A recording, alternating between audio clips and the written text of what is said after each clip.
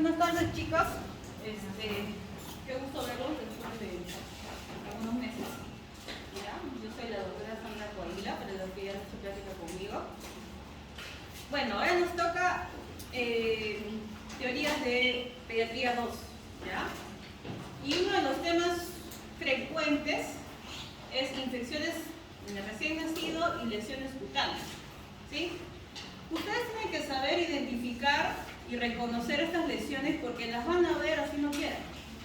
Muchas veces piensan que al hacer el salud solamente van a ver niños grandes, van a ver adultos, de una que otra gestante, pero si van a un centro de salud van a atender partos probablemente y van a tener que hacer controles de recién nacido. Entonces ahí van a, ay, ¿por qué todos me están filmando? Y van a ver este tipo de lesiones. Entonces tienen que saber si es una lesión benigna o es una infección que necesita tratamiento. Las lesiones benignas normalmente no necesitan tratamiento, solamente hay que calmar a los padres, ¿no? Porque se asustan. Y si fuera algo ya infeccioso, pues tiene que recibir tratamiento. Entonces ustedes tienen que aprender a reconocer eso. Tienen que reconocer las características, como les he dicho, para poder dar un tratamiento y un manejo adecuado. ¿Ya? Entonces, hay que recordar que la piel de recién nacido, bueno, sabemos que la piel en sí es el órgano más extenso del cuerpo, y si es que esta piel, esta barrera se rompe, se daña, pues va a haber algún tipo de lesión que en el recién nacido puede ser hasta mortal. ¿Ya? Si bien es cierto, sabemos que en el recién nacido las defensas o el sistema inmune que está venido no está tan desarrollado como el de un adulto, una simple infección pues podría causar la muerte de este paciente. ¿Ya? Es importante que sepan que la piel del recién nacido es bien delicada, no debería tener ningún tipo de lesión provocada, obviamente, y si es que hay una ruptura, pues hay que acudir a un médico, ¿no? En este caso van a acudir a ustedes, los pacientes, para saber si es normal o necesita tratamiento. Entonces hablaremos de las infecciones más frecuentes primero en el recién nacido y luego hablaremos de las lesiones benignas frecuentes en el recién nacido. ¿Ya? Hablaremos de la onkalitis. La onkalitis, como su nombre lo dice, es una infección alrededor del ombligo, el cual va a haber un eritema, va a haber un edema, va a haber en muchos casos secreción purulenta, con mal olor, va a estar quizás muy dolorosa esa zona, ¿ya? La base del ombligo, o sea, alrededor del ombliguito. ¿Okay? Varía desde 0.7% en países desarrollados hasta 6% en nacidos vivos en países en desarrollo. Entonces, a mayor pobreza, más onkalitis. ¿Sí? Puede comenzar tempranamente, como a los 3 y hasta los 20 días de vida, y es más frecuente en aquellos niños nacidos de parto domiciliario, donde no ha habido una buena higiene, ¿no? Una atención ideal en el parto. Mayormente quien atiende es la madrina, la abuelita o el papá. ¿Y con qué corta? Pues con lo que tiene a la mano, ¿no? Con un cuchillo, con una tijera que no está desinfectada, pues puede causar una onkalitis. ¿Ya? Y esto puede causar también, cuando es ya muy severo, un cuadro de una sepsis y como complicación la muerte. La etiología, bueno, va a ser de Staphylococcus aureus, ¿sí? De cabeza, Streptococo también beta-hemolítico, que vendrían a ser los más comunes, ¿no? En este caso de infecciones. Y los factores de riesgo, como había mencionado, está en los partos domiciliarios, el cateterismo de vaso umbilical. Cuando hacemos un procedimiento para poder hacer una vía central, utilizamos catéteres para poder introducir por las dos arterias y la vena del cordón. Todo lo tenemos que hacer con suma asepsia. También el trabajo de parto complicado, los prematuros también son mayor riesgo, o un cuidado inapropiado del cordón. Es importante por eso, que más adelante vamos a resaltar lo que es la prevención. Lo que nosotros tenemos que hacer como personal de salud es indicar a la mamá o quien va a cuidar a este bebito cómo tiene que ser la limpieza del cordón. ¿Ya? El contacto piel a piel puede ser un factor protector, porque promueve la colonización del ombligo por la flora saprofita de la piel, ¿no? De la mamá. Entonces el contacto piel a piel nuevamente es muy importante y ya se viene haciendo en todos los hospitales, por lo menos en el hospital de Hipólito Unanue se viene haciendo. ¿Okay? Ahora, factores de riesgo, por ejemplo, cuidado no estéril del cordón, hay que descartar un tipo de tétano, ¿no? Cuando, por ejemplo, como les digo, el papá corta con una tijera, con, no sé, con un cuchillo que no está estéril, puede causar. Pacientes previamente que están en UCI, pues hay que pensar en que sea un audio resistente, entre otros, ¿ya? La clínica, como les había dicho, está un ombligo alrededor, la piel totalmente roja, va a haber irritación de esta piel, secreción purulenta con mal olor, como podemos ver acá, un cordón húmedo y sangrante, un dolor a la palpación de los tejidos, fiebre o algún otro signo de sepsis.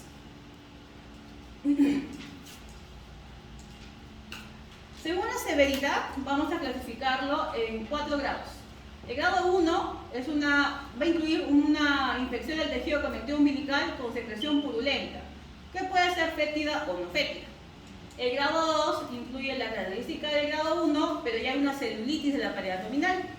El grado 3 afecta, ya hay una afectación local como sistémica, con datos de sepsis, coagulación intravascular diseminada, un shock e incluso fallo multiorgánico. Ya el paciente está muy avanzada su infección. Y por último, el grado 4, pues ya estamos hablando de equimosis, crépitos en la pared abdominal, con ya extensión a la parte ya muscular, ¿sí? Entonces ya el paciente está muy delicado, incluso ya a punto quizás de fallecer, ¿no? Las complicaciones, la sepsis neonatal de cabeza, trombosis portal, una peritonitis, una fasciitis necrotizante e incluso la muerte. ¿Y qué es lo que vamos a pedir en estos casos? Bueno, el diagnóstico es por clínica, ¿ya? Pero vamos a pedir un hemograma, una proteína C reactiva, o también pensando que hay alguna sospecha de alguna complicación, perfil de coagulación, ¿sí? Cultivos del exudado de esa zona, un hemocultivo, podríamos pedir ya pensando en una NEC, ¿no? Una radiografía abdominal, entre otros. Ya. Esta parte también es importante, la prevención y detección, por ejemplo, la prevención de una oncalitis. Esta revista nos habla de que nosotros tenemos que, mientras más incidamos en la gestante, de cómo debe ser el cuidado del cordón, no solamente nace el bebito y le decimos, señora, ¿sabe que usted tiene que cuidar el cordón así, listo?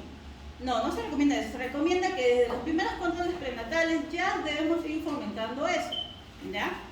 Porque muchas veces ha pasado de que nace el bebito, la mamá es primeriza, la mamá está aturdida, está con dolor, y por más que uno le explique, pues no te va a captar en este momento porque tiene dolor, ¿no? Porque está desesperada porque el bebito está llorando, la mamá está estresada porque no le sale leche, entonces uno le va a decir cómo cuidar el cordón y la mamá no te va a entender.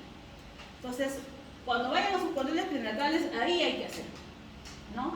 Porque la información y cuidados que ofrece la matrona, en este caso, en esta revista, son fundamentales, ¿ya? Para la prevención de la oncalitis neonatal. Y es necesario unificar criterios entre los profesionales sobre los cuidados del cordón. ¿Por qué? Unificar criterios. Porque uno le puede decir, no, ¿sabe qué? Échele alcohol yodado. Otro le puede decir, no, ¿sabe qué? Échele violeta genciana. Otro le puede decir, que no es persona de salud, la vecina le dijo que le eche, que anteriormente, no sé si ustedes escucharon lo que era la muñequita azul. Así han llegado los niños con todo el acetil rojo, como que hemos visto. Han llegado así pintados el cordón, cosa que ya no debe hacerse, ¿ya? Entonces, a veces las gestantes o las mamás se dejan influenciar bastante por quizás las costumbres que uno tiene, ¿no? Pero lo ideal es que acudan a un centro de salud profesional para que les indique cómo cuidar el cordón umbilical. Aquí mencionan, por ejemplo, la cura seca frente a la cura con clorhexidina. ¿Cuál es mejor? Más adelante les voy a mencionar qué es la cura seca, porque ustedes tienen que saber qué es la cura seca, ¿ya? Para mencionar aquí, menciona que la cura seca es eficaz en países con baja tasa de mortalidad infantil y nacimientos en ámbito hospitalario, ¿ya? Sin embargo, la cura con clorhexidina, que es un antiséptico, ¿no? Protege de oncalitis en nacimientos en el hogar en países con elevada mortalidad. Entonces, si usted tiene un paciente, está haciendo su serum, no tiene nada en la mano, y tiene, digamos, clorhexidina, pues lávenlo con clorhexidina. Si no tiene nada en la mano, tampoco tiene clorhexidina, lávenlo con agua y con jabón, ¿ya? Desde 1988 hasta la actualidad, la OMS, ¿qué es lo que recomienda? El manejo seco del cordón umbilical, aunado al lavado de manos y correcta higiene. ¿De qué me sirve yo lavar todos? Yo tengo las manos sucias, tengo las uñas sucias, no sé, las uñas pintadas, al momento que voy a atender, y no uso ningún, quizás, guante, ¿no? Para poder manipular ese cordón.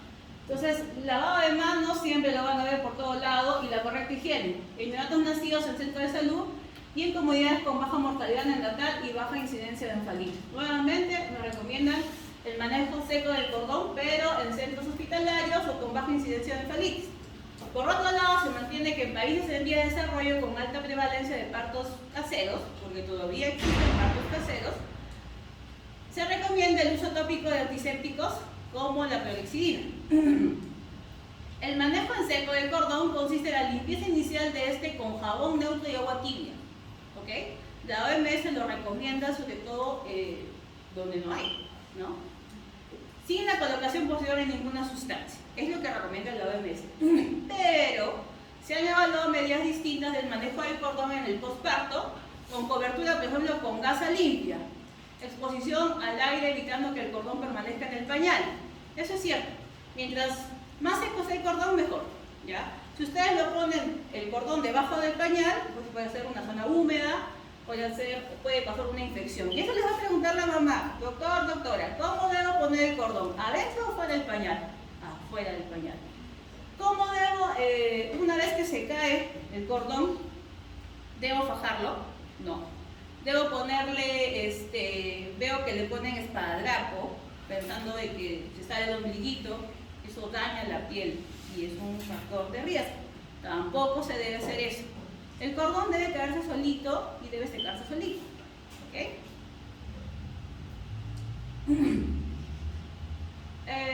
Permanecer, como le dije, fuera del pañal y evitar la inmersión de este del agua. ¿Sí? Ahora, también les van a preguntar: ¿cómo debo bañar a mi bebé? ¿Ya? ¿Debo mojar el cordón? Lo puedes mojar, pero ahí lo tienes que secar. Hay que tratar de que esa zona esté lo más seco posible, ¿ya? Además de las medidas de cuidado generales, de los antisépticos, sobresale que utilicemos el alcohol de 70. Lo seguimos utilizando. No el de 90, no el de alcohol yodado. Esos alcoholes no se utilizan porque son muy tóxicos para el recién nacido.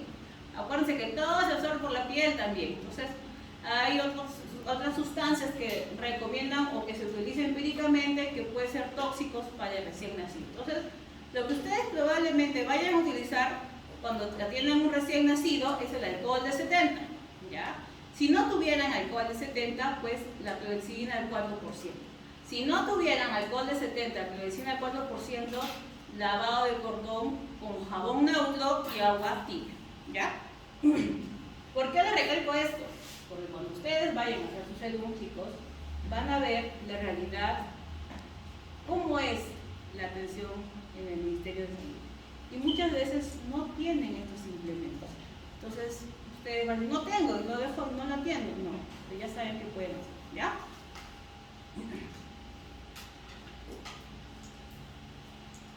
Listo. ¿El tratamiento cuál es? Antibiótico, endovenoso. No le pueden estar dando un antibiótico bioral a un recién nacido. 1, porque te lo va a vomitar. 2, porque no lo va a tolerar. 3, porque no es lo ideal. Lo ideal es, si tú le das vía oral, este niño se te puede morir en bucal. Es mejor darle vía endovenosa, ¿ya? Y tiene que ser precozmente para evitar complicaciones. ¿Qué tratamiento le vamos a dar? A la cabeza, la oxacilina, ¿sí? Y tiene que cubrir gram positivo, gram negativo, con oxacilina pungenta, oxacilina con amicacina. ¿Ok? En el caso de que ya esté en un ambiente hospitalario o que esté que sea resistente, que le tome el cultivo, que el niño esté peor, pues vamos a ver con sospecha de resistencia, vancomicina más gentamicina. ¿Sí? Para seguir tiene que utilizar antes la cloxacilina, gentamicina, metronidazol, terapia triple, una lesión intraabdominal, los mismos medicamentos anteriormente, pero los dos, como se dan cuenta, ya tiene que ser ya a un nivel quirúrgico también. Una peritonitis, también una terapia triple, ¿ya? Una coriambitis materna, podríamos usar también terapia triple, ¿ya? Diagnóstico diferencial, una funicitis, ¿ya?, que es la infección localizada del muñón umbilical sin afectación de los vasos umbilicales.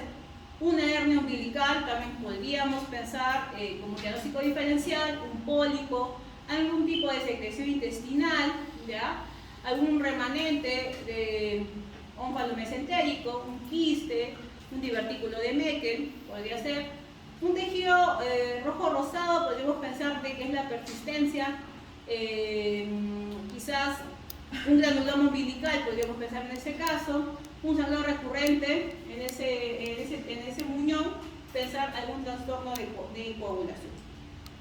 Ya. Eso es todo con respecto a la oncalitis. Parece práctico, pero hay que hacer un buen diagnóstico. ¿Okay? Hablaremos del impétigo. El impétigo son estas lesiones mielicéricas que vemos aquí, característico, ¿ya? Tiene que ver esta lesión mielicérica, acuérdense. Es una infección primaria superficial de la piel, pequeñas vesículas subcorneales, un halo inflamatorio, está rojo alrededor de la lesión, ampollas, ¿no?, que luego se ponen pústulas, que son frágiles, que se pueden romper y terminan al secarse de las costas mielicéricas. ¿Ya? No sé si han llegado a ver algún tipo de impétigo, los que han rotado también pediatría en el hospital, llega sobre todo un impétigo nasal, bastante. ¿Ya? Hay prurito, lesiones, el niño no te va a decir me pica, pues, ¿no? Pues tú tienes que hacer un buen examen físico. Y esta es la característica de la lesión. Formas clínicas, vamos a ver el no buloso y el buloso. El buloso es el que principalmente afecta al recién nacido, ¿ya? Va a haber presencia de Staphylococcus aureus, puede haber preferentemente en el cuello, en el tronco, en extremidades, en regiones húmedas, ¿sí? Solo se observan estos restos de la bula como erosiones angulares superficiales, acá podemos ver en el cuello. Esto es altamente contagioso, ¿ya? Entonces tiene que hacer un tratamiento. La persona que trata a este niño, pues, tiene que lavarse bien las manos. Si se encuentra hospitalizado, pues hay que evitar, el personal de enfermería, el personal médico tiene que lavarse las manos, usar de repente guantes quirúrgicos, ¿no?, para evitar el contacto. Si yo toco a un niño, no me lavo la mano y voy y toco a otro niño para examinarlo, pues me lleva el contagio del otro niño sano, ¿no? Ahí están las lesiones, esas son características. Algo eritematoso, con una zona pustulosa, se rompen, eso tiene que secarse, son ampollas que se rompen, se seca y se forman las costras mielicéricas. Como se han dado cuenta, es una zona húmeda, ¿no?, la zona del pañal. Si lo encuentran en la cara, también es un impétigo. Si lo encuentran en el brazo, también es un impétigo. Si lo encuentran en el cuello, también es un impétigo. ¿Ya? Diagnóstico diferencial, factores de riesgo. De repente puede ser que es un niño que no tiene mucho aseo, que la mamá no le da mucho aseo, hemos tenido esos casos. Una lesión pustulosa-ovulosa, lesiones mielicéricas, adenitis regional, ¿sí? Puede complicarse con ofalitis, mastitis, celulitis, dependiendo de la zona en la que esté. El diagnóstico es clínico y cuando se toma una biopsia de pústula se observa una típica acumulación de neutrófilos, conglomerados de cadena de cocos gram positivos y luego de la admisión. ¿Okay? Pero lo básico es que ustedes vean una adenitis, que sea un niño de repente que cuando ustedes, porque pasa, cuando ustedes van a examinar, es un niño que está totalmente descuidado, ¿ya? Está de repente desnutrido también, y puede ser factor de riesgo para impétigo, ¿ya? Diagnóstico diferencial, una quemadura, ¿no? Hay que tener mucho cuidado, hay que tener presente también el maltrato infantil, que después puede pasar, pensando que es un impético y vemos que es una quemadura, ¿ya? ¿Qué ha pasado? No, que el hermanito estuvo jugando, entonces si hay una duda, hay que indagar un poco más sobre eso, ¿ya? Ampollas por fricción, cuando por ejemplo no hemos visto los casos de que no le cambian frecuentemente el pañal, ya dejan el pañal por horas y horas y luego esa piel pues se macera, ¿no? Se rompe, puede ser un factor de riesgo para impétigo. Varicela, herpes, el eritema tóxico, que también vamos a ver después en qué consiste. Complicaciones, linfangitis, celulitis, erisipela, una septicemia. Poco probable que llegue a una muerte, pero podría pasar si es que no se atiende a tiempo, ¿ya? Hemos tenido también casos de niños que los papás lo traen después ya cuando están muy complicados, no lo trajeron antes porque no viven, por ejemplo, acá en Tacna, viven en la Sierra de Tacna, y antes de que acudir a un médico, pues le han colocado en esa zona emplastos, le han colocado de todo tipo de hierbas, y peor, pues complica más la lesión, ¿ya? Tratamiento, limpieza de la piel, menos abrigo, evitar que esté la piel húmeda, evitar el hacinamiento, el aseo del baño. Podemos utilizarle antisépticos locales como pirocina o ácido fusivo cada 8 horas en la zona de la lesión. Si lo tienen a la mano lo pueden colocar. Pero en lesiones ya extensas tenemos que utilizar la cloxacilina, la oxacilina y en algunos casos la diflunisina. Pero como se dan cuenta nuevamente, la oxacilina está a la cabeza. Hablemos de otra patología, la candidiasis, que también es frecuente. Van a ver que existe la cándida, por ejemplo, la más común es en el muget oral, que muchas veces la mamá piensa que es, como le da de lactar, le da fórmula de leche, es el remanente, es lo que queda de la leche cuando no es así. Entonces hay que enseñarle a la mamá que después de lactar tiene que limpiarle con una gasita y con agüita tibia esa zona para que no se quede ningún tipo o resto de leche para evitar los honguitos, ¿ya?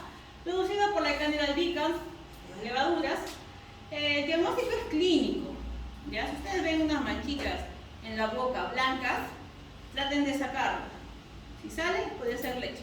Pero si sigue pegado y tiene bastante la cavidad oral, es un hongo, ¿ya? Acá está. Hemos tenido estos casos totalmente blancos, ¿sí? Y en estos casos puede haber una infección superficial de las mucosas con blancas, blanquecinas, cremosas. En la lengua sobre todo, pero también en la boca, en la mucosa. Sobre todo en los 2 a 5% de recién nacidos normales. Si esto es a repetición, hay que ver alguna inmunodeficiencia, ¿ya? La adquieren de sus madres en el momento del parto en el pezón materno. Si la mamá no se hace la higiene del pezón, también. Más frecuente quizás en partos vaginales, ¿ya? Porque el bebito pasa por toda la vía vaginal, ¿no? Podría causar esto también. Si la mamá tiene, por ejemplo, micosis en esa zona, pues puede contagiar al bebito. Aparece en la segunda semana después del parto mayormente, puede extenderse a la faringe y el esófago. Los antibióticos pueden producir un muget recidivante, hay que hacer un buen diagnóstico, y puede provocar dolor, agitación, problemas para alimentarse, pero generalmente es asintomático.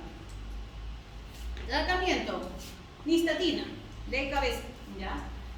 Tópico, en gotas 4 veces al día, durante 7 a 10 días. La suspensión de nistatina oral, acá la tenemos, podemos dar 1 mililitro 4 veces al día, de 10 a 14 días. 1 mililitro 4 veces al día, de 10 a 14 días. ¿Por qué les resalto esto? Porque me llaman ex internos, pero son colegas, me dicen, doctora, ¿cuál es la dosis de la nistatina? 1 mililitro 4 veces al día, por 5 días, me dicen, no, por 10 a 14 días, dependiendo cómo va. Mínimo si ustedes tienen 7 días. Si en 7 días está mejor, perfecto. Pero si no, pueden durar hasta 10 a 14 días, ¿ya? En este caso, este gel oral no usamos mucho, ¿ya? No lo tenemos también al alcance. Puede ser más efectivo que la nistatina, pero normalmente utilizamos de cabeza primero la nistatina. Como eso nos va bien, ¿ya? Ya está. Este es otro tipo de candidiasis, pero este es el pañal, ¿sí? Miren, tremenda lesión que tiene.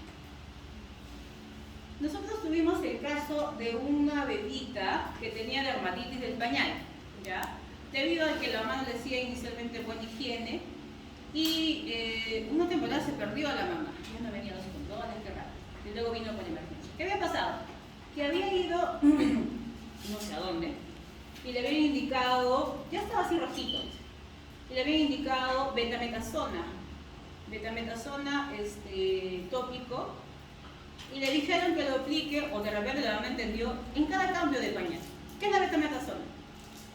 Es un corticoide, ¿cierto? Los corticoides estos se pueden utilizar a cada rato, tienen ciertos horarios, cada 8 horas, cada 12 horas, y la betametasona no se utiliza, salvo que sea una lesión muy severa. En recién nacidos debemos utilizarlo de baja potencia, como por ejemplo la hidrocortisona, que es más bajito, ¿ya? Entonces utilizó betametasona como un mes en cada cambio de pañal, ¿ya? Vino con esta lesión, ha sido horrible. ¿Por qué? Porque al utilizar un corticoide por mucho mucho tiempo, pues la mamá le creó un hongo. Y el hongo estaba feliz ahí con el corticoide. ¿Ya? Entonces, hay que tener mucho cuidado. Utilizamos aquí un antifúngico y mejoró bastante. ¿Ya? Acuérdense que esta zona, al ser húmeda, pues es un lugar, un hábitat exquisito para el hongo. ¿Ya? Y esto duele, pues, quema, es como una quemadura. ¿Ya? Entonces, la niña no podía estar con el pañal, teníamos que cambiarle constantemente, tuvo que quedarse hospitalizada. Era una niña que de un mes, chiquitita. ¿Ya? El antifúngico igual a la nistatina, 2%, el clotrimazol de cabeza, podemos utilizar como primera opción, y si no mejora quizás por usar el ketoconazol. ¿Ya? Pero si es ya una dermatitis del pañal rebelde, pues hay que utilizar oral y tópico, ¿sí? A la vez. La conjuntivitis también es otra infección frecuente de los recién nacidos. Un día la mamá viene y les va a decir: doctor, mi niña ya estaba bien, abría bien sus ojitos, y hoy día veo que el ojito izquierdo no lo abre bien, veo la gañita, le va a decir. Ustedes van a ver y tremendo, el ojo está hinchado, no puede abrir el ojo y está con secreción verdosa, no es una lagañita, ¿no? Es una infección. Entonces, es común que ustedes vean eso, ¿sí? Es la infección más frecuente en el neonato. El riesgo de conjuntivitis depende de la frecuencia de infecciones maternas. ¿Okay? Mayormente es más común en partos vaginales. ¿Okay? Y bueno, la etiología puede haber inicialmente del gonococo. Todo era gonococo, pero ya ha ido cambiando, menos mal, debido también a los controles prenatales, a la prevención que se está teniendo. Acá está el diagnóstico: inyección conjuntival. Hemos visto niños así con tremenda secreción, edema y eritema de párpados, una secreción purulenta, el niño no puede abrir el ojo. Aquí, por ejemplo, anteriormente utilizábamos bastante el nitrato de plata, ¿ya? Como preventivo. Nacía el bebito, en el parto le hacíamos la profilaxis ocular, utilizábamos nitrato de plata. Pero se dieron cuenta que en menos de 24 horas de vida el niño empezaba a hacer una conjuntivitis. Entonces ya no se utiliza esto, ¿ya? Por lo menos en el hospital también ya no utiliza. Luego se vio que era bastante incidencia monococo. Entonces ya, como les digo, debido a los controles, ya no están presentándose casos de monococo muy frecuentes, pero podría pasar. La clamidia tampoco es tan frecuente, menos mal, pero como pueden ver, su periodo de incubación es de 5 a 14 días.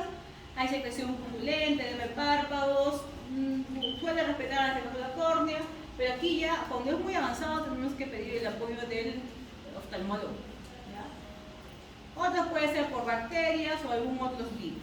¿Ya?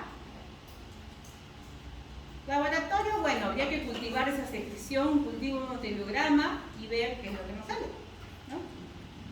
Tratamiento preventivo, lo ideal es que utilicemos eritromicina al 0.5%, ¿okay? Nace el niño y se hace esa profilaxis, o la tetraciclina al 1%, pero no tenemos estas presentaciones, nosotros pues no sabemos. ¿Qué es lo que utilizamos? El ciprofloxacino en gotas, una gota en cada ojo, se utiliza en partos vaginales. Algunas guías dicen que deberíamos utilizarlo también en cesáreas, ¿ya? Si bien es cierto, los más de riesgo son los de parto vaginal, por la flora vaginal que tiene la mamá. También se ha visto casos que en partos por cesárea, si la mamá tiene, digamos, una cariamnitis o tiene algún tipo de infección, pues por vía ascendente podría causar conjuntivitis. Entonces, se recomienda el ciprofloxacino en gotas, ¿ya? En el caso de conjuntivitis química, entonces, acuérdense de este ciprofloxacino porque eso lo vamos a utilizar como profilaxis ocular cuando nace el bebito. Si ustedes tienen un niño que acude a su consulta y tiene conjuntivitis, pueden utilizar también el ciprofloxacino, una gota cada 4 horas, ¿ya? Pero si es en preventivo, si es en profilaxis ocular, cuando nace es una gota en cada ojo, solamente por una vez, nada más, no le va a estar usando todos los días, solamente nace, le colocan, suficiente. Pero si es un niño que tiene más de un día y tiene secreción en ambos ojos, pues una gota en cada ojo cada 4 horas, ¿ya? Conjuntivitis gonocócica, se recomienda hospitalización y que recibir dosis de ceftriaxona. ¿Qué más? O podríamos cambiar también a cefotaxima, debido a que la ceftriaxona compite con los receptores de bilirrubina. No se recomienda en menores de 2 meses aproximadamente. ¿Ya? Conjuntivitis por otras bacterias, podemos utilizar la indomitacina o la travamicina y ya tenemos que pedir incluso el apoyo, como digo, del oftalmólogo. Okay. Estas son las infecciones más frecuentes en el recién nacido. ¿Ya? Entonces, sí o sí ustedes van a ver en algún momento estas infecciones. ¿Cuáles son las lesiones transitorias y comunes en el recién nacido? La suramina o la miliaria. ¿Qué es esto? Son pápulas o vesículas epidérmicas producidas por la infección del folículo. Se tapó un folículo, le salió una pápula, esto es suramina. Hay suramina cristalina o suramina rubra. ¿Okay? La cristalina es por oclusión poco profunda, con vesículas claras de 1 a 2 milímetros, descamación en finas láminas, como se está pelando el grito, podemos decirlo así. Suramina rubra, a ver, pápulas eritematosas. Ahí está la diferencia de los dos. Unas son claras y las otras son pápulas rojizas. ¿Ya? ¿El tratamiento cuál es? Consiste en mantener al recién nacido en zona fresca, donde no existe excesivo calor. La mamá tiene la idea de que mientras más abriga el niño es mejor. Pues no es así. Sobre todo ahora en verano, hemos encontrado niños que están con su ropita de algodón, encima están con su ropa de lana, encima están con su manta de polar y encima están con su gorrito. Cuando uno lo va a descubrir, el niño está totalmente sudando y con estas lesiones, sobre todo las rubras. ¿Ya? Entonces, hay que indicarle que lo bañe, ¿sí? Que mantenga un clima adecuado, que no lo sobreabrigue, que lo abrigue, tampoco quiero que lo tenga pues calatito el adulto, pero que sí lo abrigue quizás con una ropita de algodón dependiendo de la estación. ¿Ya? Realizar un adecuado aseo a la temporada estacional. Esta es la suramina rubra, así llegan a estar los niños totalmente rojos. Y la suramina cristalina, como que se pela, se descama un poco la piel, la diferencia. Todas son sudaminas, pero una roja y otra cristalina. ¿Okay? Mayormente las que vemos con el sobreabrigo es esta, la rosita. Listo.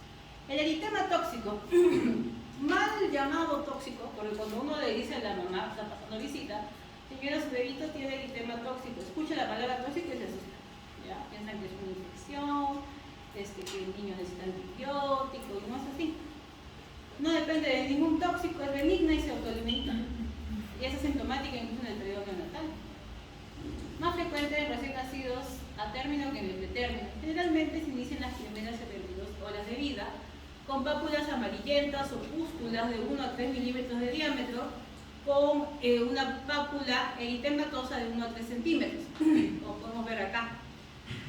Esto es transitorio, hay que esperar nada más. Solito puede ir pasando, pero se han informado sí algunos casos que duran más de 7 días. Si duran más de 7 días, pues ustedes deberían derivarlo al pediatra. ¿Ya? Si no, si por ejemplo son 2 días, que recién segundo día de vida y le apareció, síganlo unos 4 días. En 4 días le requieren una mejoría. ¿Ya? Siempre recalcando que no lo sobrevive, el baño diario, de repente con un jabón especial, ¿no? Acá está el eritematoso. Un halo eritematoso con unas pápulas que tiene ahí en el medio. La mamá ve esto y se asusta. Pero el niño está tranquilo, está lactando, está con buen peso, está despierto, está con funciones biológicas y vitales normales, pero no sé por qué le han puesto tóxico.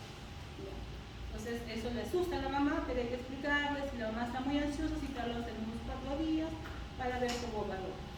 ¿Okay? Los hemangiomas, estos también son muy frecuentes en los recién nacidos. Son manchas o nódulos violáceos con una vascularización periférica. ¿Ya? En estos casos puede aparecer en órganos internos también, en mucosas, en órganos internos como intestino, hígado, pero generalmente lo hacen en la cabeza y en el cuello. Acá lo vamos a ver, acá. Esto ya es un hemangioma un poco más severo, ¿sí? Pero también puede pasar, pueden presentarse estos casos. Y de acuerdo a su profundidad van a ser superficiales, van a ser los más comunes, que son pápulas o nódulos de color rojizo. Siempre son rojitos. ¿Ya? Sobre la piel clínicamente normal. Profundos son, los otros son profundos, que son los nódulos subcutáneos de tonalidad azulada, y los mixtos con características tanto superficiales como profundas. ¿Ya? De acuerdo a su localización, pues van a ser generalmente la cara, que son los más comunes, o los segmentarios, que generalmente afectan un territorio cutáneo específico sin pasar la línea media. Otros hallazgos en el recién nacido, el vermis caseoso, que es la grasita con la que nacen los niños. La mamá le va a preguntar, ¿por qué tiene esta grasita? Es la grasita que la protege del líquido amniótico. Imagínense que estuvieran sin esa protección en un medio de agua, pues cómo se dañaría la piel tanto tiempo, ¿no? El anubo, el pelito que tienen los bebitos, eso también es transitorio, no se asuste. La mamá dice, ¿por qué mi bebito es tan peludito? Es transitorio. La mamá se asusta, el niño quiere que sea lampiño, no, pero el niño no es así. Entonces eso es transitorio, ¿ya? La ictericia, la coloración amarilla, van a ver niños, también es frecuente que vean coloración amarilla, entonces es una ictericia fisiológica. Hay que ver la causa, pero muchas veces la mamá piensa que es un daño hepático, que está mal del hígado, que tiene de repente, no sé, la vesícula, es lo que nos dicen. Entonces hay que calmarla, pero sí hay que derivarla al pediatra para ver la causa exacta. Mayormente es fisiológica, como su nombre lo dice, hasta cierto nivel, según la edad gestacional, según el número de días, y hay que pesarlo, porque también si el niño se bajó mucho de peso, por hipoalimentación también se pueden poner amarillos. ¿Ya? Ya está. La hipertrofia mamaria, miren aquí. ¿Ya? Esto es por el traspaso de estrógenos maternos transplacentarios. ¿Puede pasar? Sí. Ustedes incluso presionan aquí y sale leche. ¿Ya? Entonces la mamá se asusta. Esto tiene que durar unos días, una semana aproximadamente. Si persiste, tiene que ser evaluado por el endocrinólogo. Pero eso es transitorio. ¿Okay? Tenemos también otra, no es una lesión cutánea, pero también lo pueden ver en algunos casos, es la pseudomenstruación, que también es por traspaso hormonal en las niñas. La mamá nos va a enseñar y nos va a decir, está como sangrando por su vaginita. ¿Okay? Pero es cantidades pequeñas. Entonces, una pseudomenstruación que es transitoria en las niñas. ¿Ya? Entonces, la mamá corre, se asusta. Ustedes díganle que es transitorio, si tienen a los 2 días, a ver cómo va. Pero si es un flujo muy abundante de sangre, eso es otra cosa. Ahí habría que ver, descartar abuso de repente, ¿no? Pero si son manchitas, es transitorio, es una pseudomenstruación. Cutis marmorata o marmoria, que podemos ver aquí, que es normal, van a ver un niño así, no se asusten, ¿sí? Por inestabilidad vasomotora, pero si vemos un niño que tiene esta lesión, que está hipoactivo, que está de repente no tolera vía oral, que está con tendencia al sueño, no es un niño que antes no quiere lactar, pues hay que pensar que con todo eso, más esta piel, es una infección. Pero si vemos esta piel, es un niño que está activo, está despierto, está lactando, está llorando, tiene sus funciones biológicas y vitales normales, pues es transitorio. ¿Ya? Inclusiones quísticas en mucosa oral. Son tubulaciones blanquecinas, algo nacaradas, de 0.5 a 3 milímetros de diámetro e involucionan espontáneamente. Tenemos las perlas de Ibsen y los corpúsculos de Bohr. ¿Cuál es la diferencia? Esto incluso me parece pregunta de NAM. Las perlas de Ibsen son en la línea media del paladar, corpúsculos de Bohr fuera de la línea media del paladar, en las zonas alveolares. Entonces, esto de acá vendría a ser un Einstein o un Bohm. Un Bohm, ¿cierto? Los Einstein son por acá en el medio. ¿Ya? La mamá le va a preguntar qué es eso. ¿Es un diente? Le van a decir que no es un diente. Pero también hay casos de niños que nacen con dientes, ¿verdad? Así que hay que diferenciarlos bien. Este es un poquito más duro, es más grande, en cambio estos corpúsculos son más blandos. ¿Ya? Ante la duda, interconsulta a odontología. ¿Ya? Las manchas de Mongolia. Esto, los que han podido ver bebitos, pues se puede decir que de 100 niños, 99.9 tienen esas manchas. Unos más acentuados que otros, ¿no? Yo siempre les comento cuando doy esta clase que en una oportunidad, creo que era un papá primerizo, me parece, le enseñamos a su bebé, le enseñamos la carita, le enseñamos la espaldita y nuestras manchas. Una cesárea. Y el papá se quedó asustado. ¿Qué le ha pasado a mi hijo? Y nos dijo así, ¿cómo se les ha caído? ¿Ya? Pensó que era un moretón, que el niño se había caído, pero ¿qué habíamos hecho con el niño? El papá estaba, creo que no quería denunciar, porque de estas manchas dijo, ¿qué han hecho con mi hijo? ¿Cómo se les ha caído? En ese momento le explicamos que era una mancha, una pigmentación propia de recién nacido, que esto iba a desaparecer en 2-3 años aproximadamente. Mi papá seguía asustado, nuevamente nos dijo, ¿cómo se les ha caído mi hijo? Tuvimos que enseñarle, había como 4 niños más, a todos los niños tuvimos que enseñarle para que vean la mancha. Y ahí papá se quedó con él. Entonces, a veces es por desconocimiento, ¿no? Y nunca me voy a olvidar de ese papá. Me quedó así totalmente asustado y cualquiera que no conoce de esto, pues pensaría lo mismo, ¿no? Ahora, sabemos que la equimosis o los golpes, las contusiones, pues no son inmediatamente, ¿no? Demora. Lo que el niño que nació en 10 minutos, que había pasado y ya salió de la mancha. El niño ya vino así. Entonces hay que tener mucho cuidado, es mejor enseñarle a los papás todas las lesiones que tengan para evitar algún problema más adelante. Son colecciones de melanocitos ubicados en la dermis, secundario a un defecto en la migración de las células pigmentadas de la cresta neural, que habitualmente reside en la unión dermo-epidérmica y se caracterizan por máculas o parches de tonalidad azul pizarra. Tenemos azul pizarra, verde, también he visto que son medias violáceas, ¿ya? Son transitorios. Las manchas de salmón, estas también son muy comunes en esta zona y en la parte de acá, atrás de la nuca. Son neoflameo de neonatorum, es una malformación medular congénita que son transitorias también y desaparecen en los primeros años de vida. Se acentúa mucho más cuando el niño llora, puja o o cuando, claro, cuando va, por ejemplo, está haciendo su deposición, como tiene que pujar, se acentúa mucho más ahí. ¿Ya?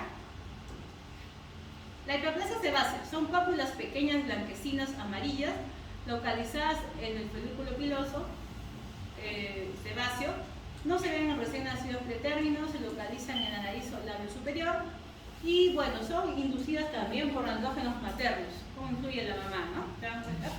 Entonces aparecen en las primeras semanas de vida. Esto es bastante común y la mamá le va a preguntar esto. Acá, en la naricita, no sé si han llegado a ver algún bebito que tenga estas lesiones, hiperplasia sebácea. ¿Qué hay que hacer diagnóstico diferencial con el quistes de Milio? ¿Ya? Hiperplasia sebácea, miren, son bastantes, son amarillitos. Los quistes de Milio son en menor cantidad, ¿ya? Puede ser, son más perladas, son un poco más amarillas. Son un poquito más pequeñas y en menos número. Esa es la diferencia. Los que tienen más número son más amarillas, este es menor número, son más perladas. ¿Sí? Va a aparecer casi en los mismos lugares, por eso hay que hacer diagnóstico diferencial de los dos, sobre todo en la nariz, mejilla, surco nasogeniano, e evolucionan hasta el primer mes de vida. ¿Okay? El acné neonatorum no es muy común, pero puede pasar debido a una reacción inflamatoria, ¿sí? Se caracteriza clínicamente por pápulas inflamatorias y pústulas sin presencia de comedones, es transitorio. El granuloma umbilical, esto de acá. Si ven que está esta lesión en el ombligo, que es como una pequeña tumoración rojiza persistente, puede ser diagnóstico diferencial con ofalitis, que ya habíamos mencionado, ¿no? Rojizo rosado. Esto hay que cauterizar. El callo de succión, sobre todo los que son bien mamoncitos, ¿sí? O los que se chupan el dedo también. Vamos a ver la lesión acá, la parte del labio superior. Las manchas café con leche, que son estas lesiones que algunos de ustedes lo deben tener todavía probablemente, ¿sí? Pero si tenemos varias de estas lesiones, hay que descartar de repente algún tipo de neurofibromatosis también. Pueden ser transito 1, 2, 3. Si tenemos más de 8, hay que hacer algún tipo de diagnóstico diferencial que puede estar relacionado también con una lesión nodológica. ¿Ya? A veces encontramos esta lesión y la mamá dice, no, sí, yo tengo igual, o no, sí, el papá también, o no sé, el hermanito también tiene. ¿Cuántas tienes? Y yo, no, solamente tiene uno. Pues, si tienen, no, sí, yo tengo a mi hijito que tiene como 10 de estas manchitas, igual tiene algún retraso del desarrollo. Entonces, en factor de riesgo, tenemos que pasarlo por la neuropediatra. ¿Ya? Listo. Eso es todo, chicos. Esa es la bibliografía. ¿Alguna duda?